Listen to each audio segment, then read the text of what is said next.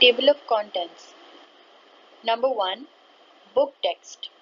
Book text में हमारा जो है बुक में जो लिखा हुआ टेक्स्ट है, ओरिजिनल टेक्स्ट, वो मौजूद होगा ताकि मैं आपको उसकी उर्दू ट्रांसलेशन समझा सकूं। Number 2, introduction to the poet. हम पोएट के बारे में सीखेंगे, उनके वेयर अबाउट्स, उन्होंने क्या काम किए और जो है उनकी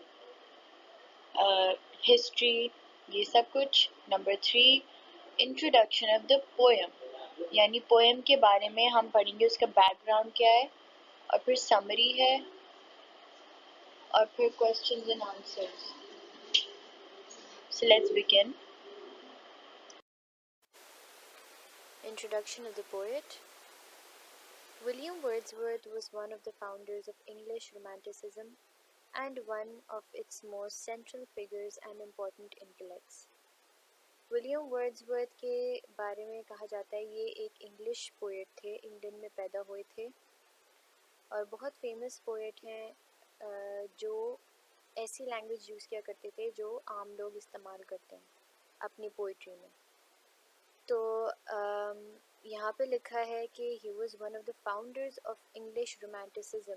इंग्लिश पोइट्री में जो रोमानवी नज़में लिखी जाती हैं उसमें बहुत बड़ा किरदार अदा किया और एक अहम शख्सियत थे इंग्लिश पोइट्री में, इंग्लिश लिटरेचर में बहुत अहम शख्सियत थे जिन्होंने काफ़ी कारनामे अपने पब्लिसाइज किए और उनके पास पोइट्री से रिलेटेड, लिटरेचर से रिलेटेड बहुत शऊर था। He is remembered as a poet of spiritual and epistemological speculation. Epistemological का मतलब मैं आपको बता दूँ, ये basically fundamental ideas of knowledge होते हैं, ठीक है। बेसिकली आपकी नॉलेज, जो जनरल नॉलेज होती है उसकी थियरी होती है, यानी नज़रिया इल्म।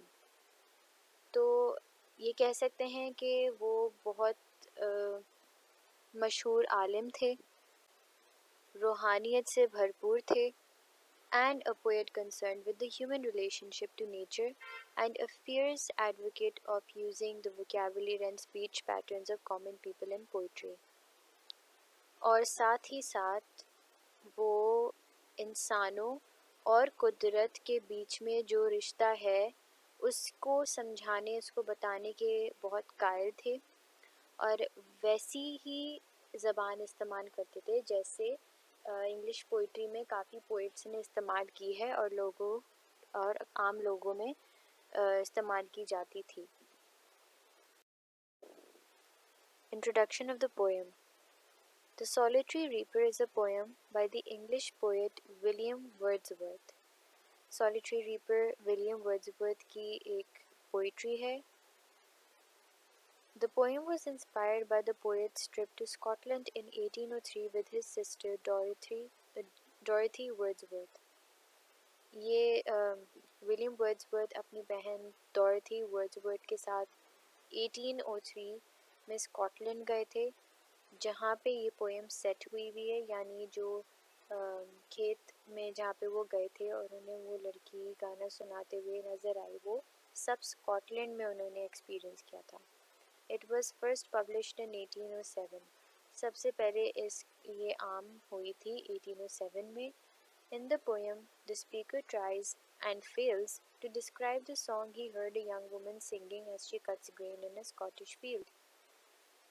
इस पोएम में जो स्पीकर हैं यानी विलियम वर्ड्सवर्थ हमें बताना चाह रहे हैं कि उन्होंने एक दफ़ा एक लड़की को गाना गाते हुए देखा था जब वो फसलें काट रही थी, अपना काम कर रही थी खेतों में, और वो गाना उन्हें इतना अच्छा लगा, लेकिन जितना ही अच्छा लगा उतना ही वो उसको उसके बारे में बयान करने में नाकाम इसलिए क्योंकि उन्हें पता नहीं था कि वो क्या कह रही है, वो लैंग्वेज उनको समझ नहीं आ रही थी। वो स्कॉटिश में बोल रही थी और ये तो इंग्लिश पोएट है। The speaker does not understand the song and he cannot tell what it was about, nor can he find the language to describe its beauty. कह रहे हैं कि उनको इतना ज़्यादा अच्छा लगा वो गाना कि उनके पास लफ्ज़ नहीं थे कि किस तरह से उस गाने को डिस्क्राइब किया जाए, उसकी तारीफ़ किस तरह की जाए। तो वो मतलब अगर आप पोएम पढ़ेंगे तो आपको फील भी होगा कि थोड़े से उनके कंफ्यूज्ड वर्ड्स हैं कि किस तरह से वो समझाएं कि वो गाना अच्छा लगा उन्हें, इतना अच्छा लगा। ठीक है। He finds that the traditional poetic metaphors for a beautiful song fail him.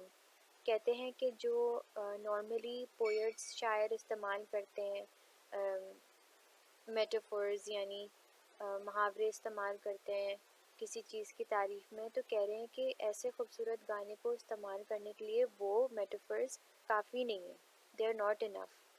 तो इसलिए ट्रेडिशनल यानी जो रिवायती शायर इस्तेमाल करते हैं तारीफ़ के लिए लफ्ज़, तो कह रहे हैं वो काफ़ी नहीं होते कि अगर इस गाने को मैं, उसकी आवाज़ को मैं बयान करने बैठूं तो मेरे पास लफ्ज़ नहीं है। The poem thus calls implicitly for a new kind of poetry, one that is better able to approximate and describe the pure, unpretentious beauty of the reaper's song. तो एक तरह से ये जो पोइट्री है, it calls for a new style of poetry, कि शायर चाह रहे हैं कि कोई ऐसा तरीकाकार आए पोइट्री का जिसके ज़रिए ऐसी खूबसूरत चीज़ को भी डिस्क्राइब किया जाए, उसके बारे में बताया जाए, उसकी तारीफ़ की जाए। तो ऐसी इनोवेशन, कुछ ऐसा चेंज आना चाहिए पोइट्री में कि उस ऐसी आवाज़ की भी तारीफ़ हो। ठीक है। Solitary reaper. Behold her, single in the field, yon solitary highland lass. Behold यानी देखो, single यानी वाहिद, in the field, field ये मैदान की बात हो रही है, खेत की। yon यानी एक, solitary यानी इकलौती, हाईलैंड उस जगह का नाम जहाँ पे ये पोएम सेट हुई हुई है। हाईलैंड वहाँ पे मेडोज होती हैं, बेसिकली घास फूस होती है, ग्रासी एरिया होती है जहाँ पे खेत होते हैं। लैस का मतलब है लड़की, कुंवारी लड़की। तो देखो एक इकलौती कुंवारी लड़की घास फूस पे बैठी हुई है, reaping and singing by herself, और अपने आप ही गाना गा रही है, और मतलब किसी को सुना नहीं रही, ऐसी फसल काटते काटते गाना गा रही है। रीपिंग यानी फसल काटना। स्टॉप हियर और जेंटली पास।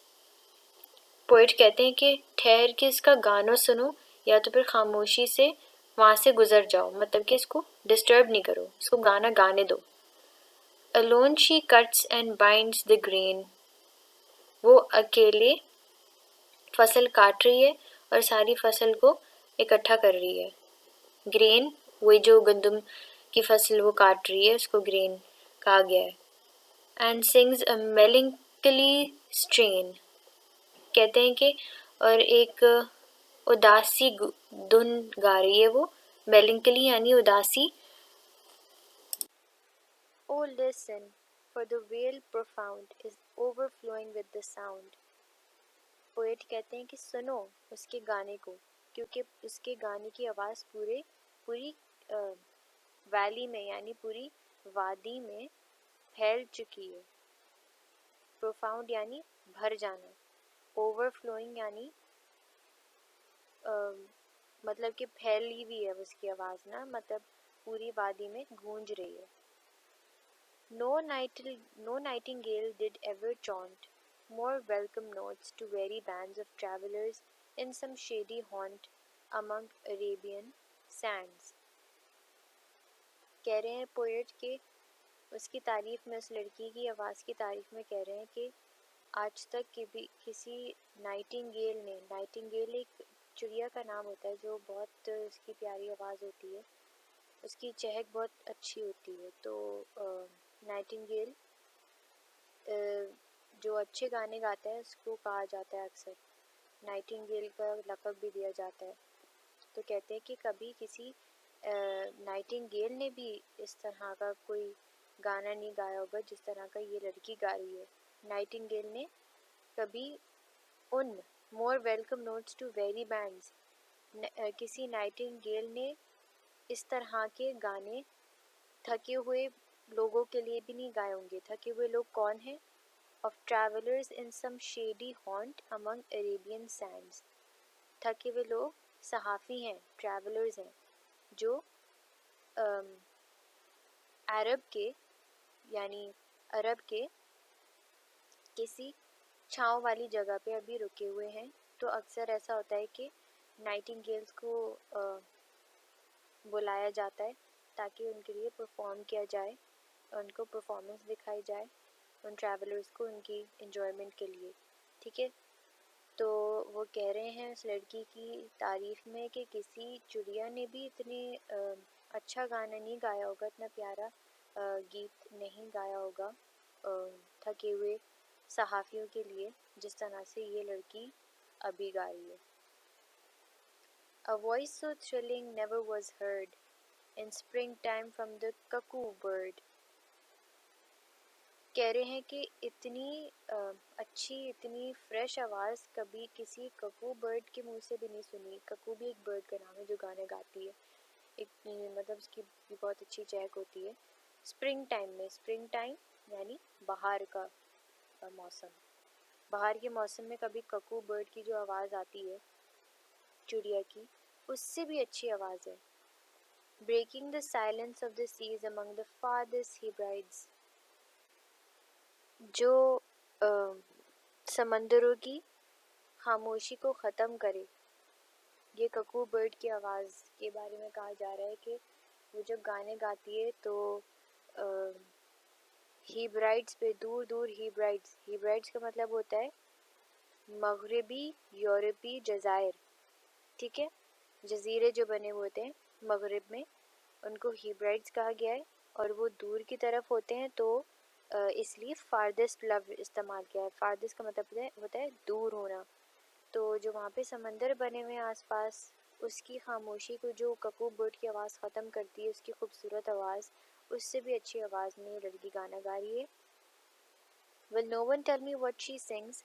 और सबसे मज़े की बात यह है कि ऑथर जो पोएट हैं उन्हें पता भी नहीं है कि वो किस लैंग्वेज में गाना गा रही है। ठीक है, जो पोएट की लैंग्वेज है वो उस लड़की की लैंग्वेज से डिफरेंट है। मे बी वो स्कॉटिश में गा रही है क्योंकि ये स्कॉटलैंड में सेट हुआ हुआ है ये पोइट्री, लेकिन हमें मालूम नहीं है और वो बस उसकी आवाज़ पे फिदा हो चुके हैं। Perhaps the plaintive numbers flow for old, unhappy, far-off things। तो अब वो एक मतलब assumptions करने लग गए हैं, गेस करने लग गए हैं कि वो किस बारे में गाना गा रही है। समझ तो उन्हें आ नहीं रही है वो क्या कह रही है, तो वो अब जो है गेस करने लग गए हैं। तो कहते हैं कि हो सकता है कि ये जो गाना गा रही है वो पुरानी नाखुश, मायूस, उदास चीज़ों के बारे में गा रही है, दूर दूर की पुरानी पुरानी बातों के बारे में गा रही है। प्लेंटिव का मतलब होता है मायूसी। ठीक है, एंड बैटल्स लॉन्ग अगो, कहते हैं या तो फिर ये पुरानी जंगों के बारे में कोई गाना गा रही है, हो सकता है जो पहले हुई हो। और is it some more humble lay familiar matter of today, कहते हैं या तो फिर ऐसे ही आजकल जो अफरा तफरी है ऐसे ही कोई गाना उसने गाया है कि रोज़ की रूटीन का कोई गाना है। Some natural sorrow, loss or pain that has been and may be again, कहते हैं कि हो सकता है कि कोई उसे कुदरती मायूसी मिली हो, कोई दुख मिला हो उसे, जो हो सकता है अब दोबारा मिल रहा हो। ठीक है, तो वो ऐसे ही अभी गेस कर रहे हैं कि क्या क्या चीज़ों के बारे में उन्हें लगता है कि वो गाना गा रही हो। कहते हैं भाई हो सकता है कि पुरानी बातें, पुरानी नाखुश बातों के बारे में, पुरानी बातें। ठीक है, फिर कहते हैं हो सकता है कि जंगों के बारे में जो उसने कभी देखी हो पुरानी इसकी अपनी ज़िंदगी में। या तो कहते हैं हो सकता है कि ऐसे ही आजकल की कोई रूटीन के कामों के ऊपर उसने कोई गाना बना लिया है, या हो सकता है इसको कोई दुख हो. Whatever the theme, the maiden sang as if her song could have no ending. कहते हैं कि ना जो चीज़ आपको बहुत अच्छी लग रही होती है तो आप चाहते हैं कि वो कभी ख़त्म ना हो. तो उसी तरह ये पोएट भी कह रहे हैं कि जो भी गाना वो गा रही थी, whatever the theme, जो भी गाना गा रही थी, जिस भी टॉपिक के ऊपर था, the maiden sang यानी जो लड़की गा रही थी, इस तरह गा रही थी कि दिल नहीं चाह रहा था कि वो कभी ख़त्म हो. ऐसा लग रहा था कि अब कभी ख़त्म ही नहीं होगा.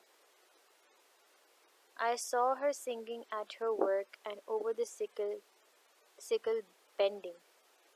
कह रहे हैं कि मैंने उसे अपना काम करते करते गाते हुए देखा, और जब वो झुक के फसल काट रही थी अपनी सिकल एक असला होती है जिससे फसल काटी जाती है. तो कहते हैं उसको काम करते हुए मैंने गाते देखा. I listened, motionless and still, and as I mounted up the hill. कहते हैं कि मैंने खामोशी से खड़े होकर वहाँ पे उसका गाना सुना बहुत देर तक, और जैसे ही मैं पहाड़ के ऊपर चढ़ रहा था, The music in my heart I bore long after it was heard no more. चूँकि पहाड़ दूर की तरफ था और वो चढ़ते जा रहे थे तो उसकी आवाज़ ख़त्म होती जा रही थी. अब तो वो दूर जाती जा रही थी. तो कहते हैं उसकी आवाज़ तो अब मुझे आना ख़त्म हो गई थी, लेकिन उसकी आवाज़ दिल में मेरे बस गई थी. पोएट कहते हैं. तो बहुत दिल को छुई ये ये जो गाना था. उनको बहुत ज़्यादा दिल को अच्छा लगा उनको. और हालांकि उनकी लैंग्वेज समझ नहीं आ रही थी पोएट को, लेकिन उनके गाने का अंदाज़ इतना अच्छा लगा, इतना भाया कि वो कभी इस गाने को भूल नहीं सके.